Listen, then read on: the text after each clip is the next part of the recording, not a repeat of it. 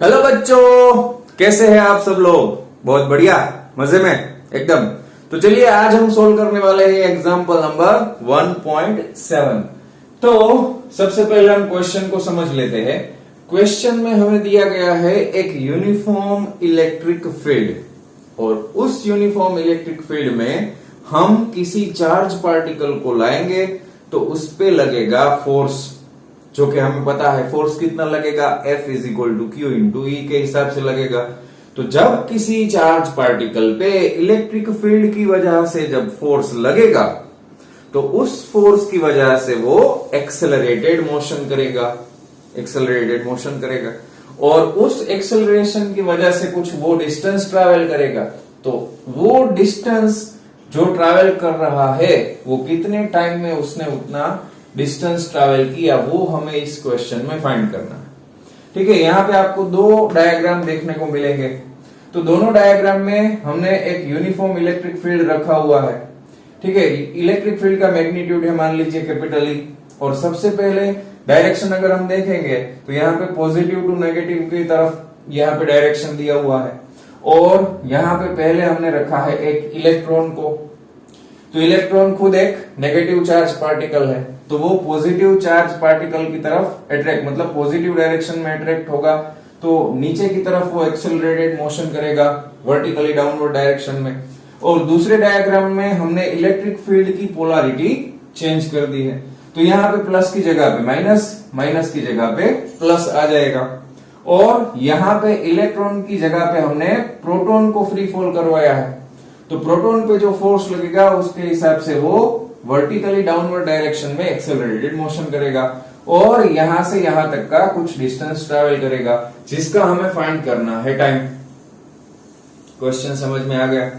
तो इसको सोल्व कैसे करेंगे हम, तो हमें जो गिवन डाटा दिया है वो पहले हम लिख लेंगे।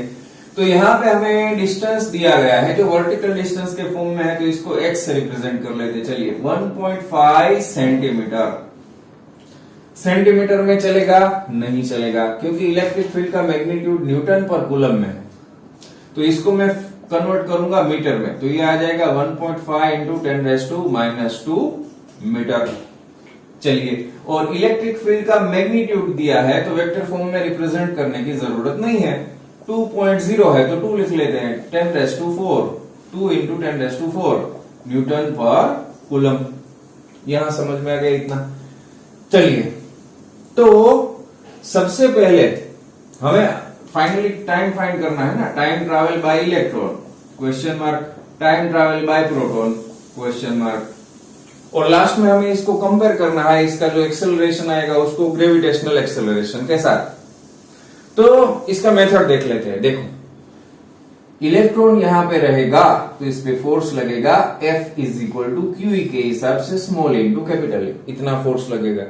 तो हमने पढ़ा है क्लास 11th में कि अगर किसी भी बॉडी पे, किसी भी पार्टिकल पे फोर्स लगेगा तो वो एक्सेलरेटेड मोशन करेगा। ठीक है ना, और फोर्स का फॉर्मूला होता है मास इंटू एक्सेलरेशन। तो इन दोनों फॉर्मूले की हेल्प से हम पहले इसका एक्सेलरेशन फाइंड कर लेंगे। बाद में हमें पता है ये कर रहा है फ्री फॉल, तो इनिशियल वेलोसिटी इसका 0 रहेगा, और डिस्टेंस हमें दिया है। तो हमने क्लास 11th में for uniform accelerated motions 3 equations पढ़े थे जो मोस्ट टाइम पे है। सबसे पहला इक्वेशन था v is equal to u plus at, दूसरा वाला था s is equal to ut plus half at square, और तीसरा वाला था v square minus u square is equal to 2as। तो इसमें से जो भी अप्रोप्रिएट इक्वेशन होगा उसको हम पुट करके टाइम फाइंड कर लेंगे। ठीक है ना, मगर ये सब फाइंड करने के लिए हमें क्या क्या चाहिए, हमें चाहिए मास ऑफ इलेक्ट्रॉन और मास ऑफ प्रोटॉन, जो कि हमें पता है, और इलेक्ट्रॉन और प्रोटॉन का चार्ज। तो यहाँ पे लिखेंगे charge E is equal to 1.6 into 10⁻⁻19 coulomb.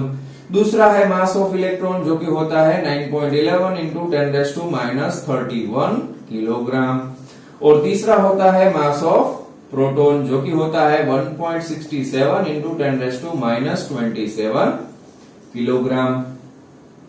यहां तक समझ में आ गया।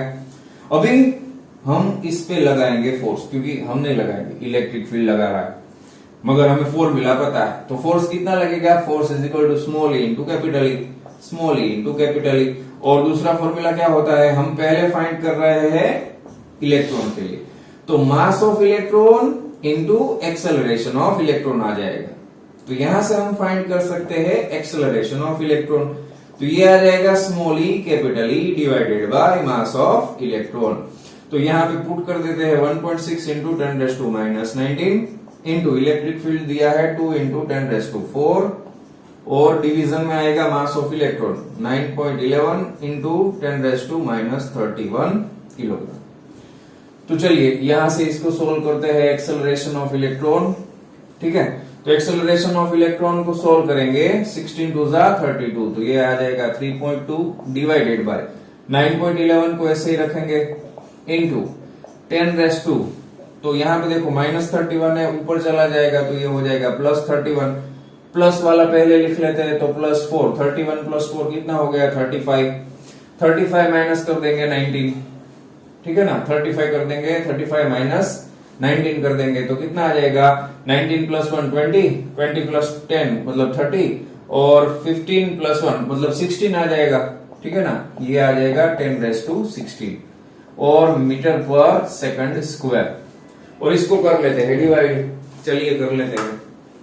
तो 3.2 डिवाइडेड बाय 9.11 ये आ गया 0.35 इंटू ये आ गया 0.35। ठीक है, तो 0.35 ये अच्छा नहीं लगेगा, तो मैं इस पॉइंट को राइट हैंड साइड पे खिसका दूंगा। ठीक है ना, फर्स्ट डिजिट के बाद ही पॉइंट लिखेंगे, तो 3.5 इंटू 10⁻15 आ जाएगा ना, क्योंकि इसको राइट साइड पे खिसकाया है। ठीक है ना, यहां से एक 10 इस पे मल्टीप्लाई होगा तभी 3.5 होगा, तो यहां से एक 10 निकल गया तो कम होगा ना 16 - 1। अच्छा, ये हो गया metre per second square acceleration of electron मिल गया। चलो पहला, मगर मुझे तो टाइम फाइंड करना है ना, मुझे तो टाइम फाइंड करना है। इलेक्ट्रॉन यहां से यहां पहुंचेगा उसका टाइम, तो टाइम फाइंड करने के लिए सबसे पहले हमें दिया है, यहां पे अगर आप पढ़ोगे तो दिया है फ्री फॉल दिया है। ओके, देखिए electron falls through a distance, fall कर रहा है, तो हम इसको फ्री फॉल मान लेंगे। कैसा free fall? So for free fall initial velocity कितना रहेगा 0। ठीक है ना, किसी भी बॉडी का अगर फ्री फॉल होगा तो इनिशियल वेलोसिटी तो 0 आएगा, बाद में एक्सेलरेशन आएगा। टाइम फाइंड करना है, कौन सा फॉर्मूला लगाएंगे? सोचो, डिस्टेंस है, एक्सेलरेशन है, इनिशियल वेलोसिटी भी है, तो टाइम कैसे मिलेगा? डिस्टेंस के फॉर्मूले से, s = ut + ½ at²। आया? तो देखो यहां पे इनिशियल वेलोसिटी तो 0 है, तो ये तो कट हो जाएगा। तो अगर मुझे टाइम चाहिए तो टाइम क्या आएगा? टाइम को अगर सब्जेक्ट बना लिया तो 2 यहाँ पे मल्टीप्लाई हो गया, 2s हो गया, और a डिवीजन में आ गया a, और स्क्वायर था तो स्क्वायर रूट निकाल दिया हमने। ठीक है ना, मगर मुझे इलेक्ट्रॉन का चाहिए तो मैं इसको लिखूंगा TE = √2s की जगह पे h आ जाएगा और एक्सेलरेशन आएगा इलेक्ट्रॉन का। ठीक है ना, तो ये बन जाएगा 2 इंटू डिस्टेंस कितना है 1.5 इंटू 10⁻⁻²। ठीक है ना, चलो अभी एक्सेलरेशन ऑफ इलेक्ट्रॉन कितना है 3.5 इंटू 10⁻15। मगर मैं ये एक काम करूंगा, देखो यहाँ पे 15 2 30 हो जाएगा, तो 3 डिवाइडेड बाई 3.5 होगा ना, तो इससे अच्छा है मैं इसको 0.35 कर दूं और यहाँ पे 16 कर दूं, तो कैलकुलेशन थोड़ा इजी हो जाएगा ना। तो ये वाला मैं लिख रहा हूं इसकी जगह पे, तो 0.35 और ये 10⁻16 कर दिया मैंने। चलो समझ में आया?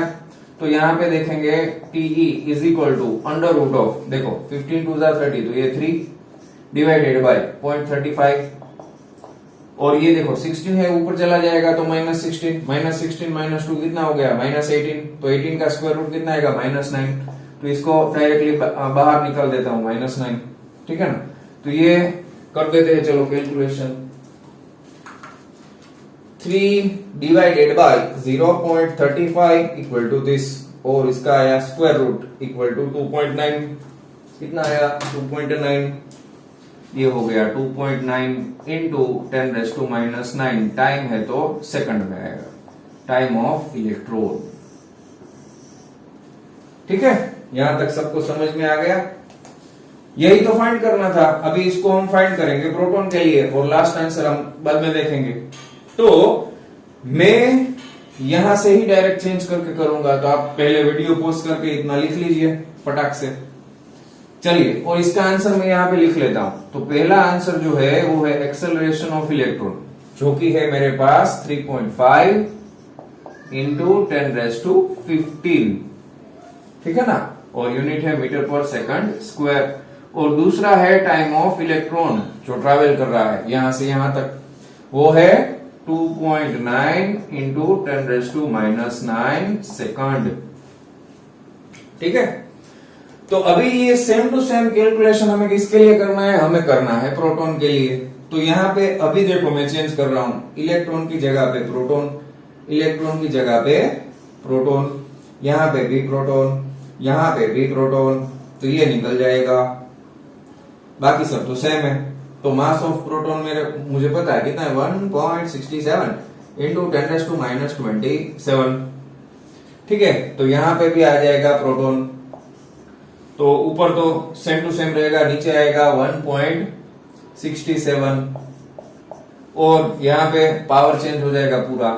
तो पावर -27 है, ऊपर जाएगा तो +27, उसमें प्लस वाला ऐड कर देते हैं 4, और माइनस आ जाएगा 19। देखो तो 27 + 4 कितना हुआ? 31। 31 में से 19 निकाल दिया तो 19 + 1 20, 20 + 10 30, तो 11 + 1 मतलब 12 आ जाएगा। पावर कितना आ जाएगा? 12 आ जाएगा। और ये इसको डिवाइड करके देख लेते हैं, चलो 3.2 डिवाइडेड बाय 1.67, तो ये हो गया 1.91, ठीक है ना, 1.9, ये आ गया 1.9, ठीक है, हाँ 1.9। तो ये है एक्सेलरेशन ऑफ प्रोटॉन। तो इसकी जरूरत नहीं है, डायरेक्ट पॉइंट में 1 फर्स्ट डिजिट के बाद ही पॉइंट है, तो इसको कुछ कन्वर्ट करने की जरूरत नहीं है। देखिए ये सेम टू सेम रहेगा, यहाँ पे आएगा प्रोटॉन, टाइम पीरियड भी लेंगे हम प्रोटॉन का, ठीक है ना। तो ये डिवीजन वाला पूरा चेंज हो जाएगा। एक्सेलरेशन ऑफ प्रोटॉन कितना है? 1.9 इंटू 10⁻12, ठीक है। तो इसको मैं डिवाइड करूंगा तो 12 ऊपर जाएगा तो -12, तो -12 - 2 -14, उसका आधा 7, तो ये आएगा -7 के फॉर्म में, ठीक है ना। और 3 डिवाइडेड बाय यहाँ पे आ जाएगा 1.9, और इसका हम निकालेंगे स्क्वायर रूट, ठीक है। चलिए 3 divided by 1.9 is equal to this, और इसका निकाला स्क्वायर रूट तो 1.25 हो गया, तो इसको लिखेंगे 1.26, ठीक है। ये आएगा 1.26, मगर ये प्रोटॉन का है भाई, तो यहाँ पे P, यहाँ पे भी P, और पावर है -7, ठीक है। अरे 20, अच्छा 6 की जगह पे ही लिख दिया प्यारे बच्चों। चलो तो 1.26 इंटू 10⁻⁷, तो इसका आंसर भी मैं यहाँ पे लिख लेता हूं, दोनों का। एक्सेलरेशन ऑफ प्रोटॉन जो कि आया 1.9 into 10⁻12 metre per second square, और दूसरा आया time of proton 1.26 into 10⁻⁷ second. अब देखो वीडियो पॉज करके, दूसरे क्वेश्चन में सबसे पहले हम इन दोनों को कंपेयर करते हैं। देखो हमने देखा कि यहाँ पे इलेक्ट्रॉन का एक्सेलरेशन 10⁻15 है और प्रोटॉन का एक्सेलरेशन 10⁻12 है, मतलब इलेक्ट्रॉन का एक्सेलरेशन बहुत ज्यादा है और टाइम ट्रैवल भी बहुत कम लेता है। देखो 10⁻⁹, यहाँ पे 10⁻⁷, मतलब ये हुआ ना, दोनों को चार्ज तो सेम है, तो क्या डिफरेंस है? दोनों का मास में डिफरेंस है ना। तो यहाँ पे ये प्रूव हुआ कि अगर चार्ज पार्टिकल का मास कम या ज्यादा होगा तो उसका एक्सेलरेशन उसके मास के हिसाब से कम या ज्यादा होगा। कम मास है तो एक्सेलरेशन ज्यादा है, मास ज्यादा है तो एक्सेलरेशन कम है। मगर अगर हम इसको फ्री फॉल से कंपेयर करें तो हमें पता है फ्री फॉल मास पे डिपेंड नहीं करता है। अगर मैं एक बहुत बड़े हेवी पत्थर को और एक फेदर को साथ में छोड़ दूंगा तो दोनों एक साथ नीचे आएंगे, दोनों का एक्सेलरेशन सेम होगा। एक्चुअल में हमें ऐसा नहीं दिखता, क्यों? क्योंकि एयर रेजिस्टेंस प्रेजेंट होता है। अगर ये एक्सपेरिमेंट हमने वैक्यूम में किया तो दोनों एक ही साथ नीचे गिरेंगे, मगर यहां पे ऐसा नहीं है, यहां पे ऐसा नहीं है, क्योंकि यहां पे चार्ज का एक्सेलरेशन इलेक्ट्रिक फील्ड में मास पे डिपेंड करता है, वहां पे नहीं करता था। ठीक है ना, 11th में आपने पढ़ा था ग्रेविटेशनल एक्सेलरेशन के बारे में। दूसरी बात, अगर ग्रेविटेशनल एक्सेलरेशन की हम वैल्यू निकालेंगे, कितना है? 9.8 मीटर पर सेकंड स्क्वायर है। अगर इसको मैं थोड़ा बढ़ा के 10 भी मान लू, चलो 10 मान लिया, तो ये वैल्यू भी इन दोनों के एक्सेलरेशन के कंपैरिजन में नेग्लिजिबल है। यहां पे 10 टू दी पावर 1 है, यहां पे 15 है, यहां पे 12 है, तो इसकी कंपैरिजन में तो ये बहुत ही छोटा है। समझ में आया? तो इस पूरे कैलकुलेशन में हमें ग्रेविटेशनल एक्सेलरेशन को कंसीडर नहीं करना था। यही तो हमें पूछा है दूसरे क्वेश्चन में। ठीक है, contrast the situation with that of free fall under gravity. तो अंडर ग्रेविटी में एक्सेलरेशन बहुत कम होता है, यहाँ पे इलेक्ट्रिक फील्ड में चार्ज का एक्सेलरेशन बहुत ज्यादा होता है बच्चों। तो ये हो गया हमारा क्वेश्चन नंबर एग्जाम्पल नंबर 1.7।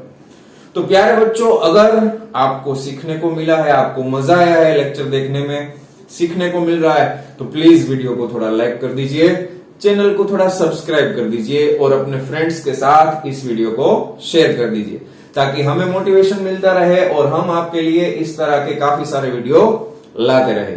ठीक है, तो best of luck for the reading and thank you very much to see this video, और मिलते हैं नेक्स्ट वीडियो लेक्चर में एग्जाम्पल नंबर 1.8 के साथ। तब तक के लिए बाय बाय।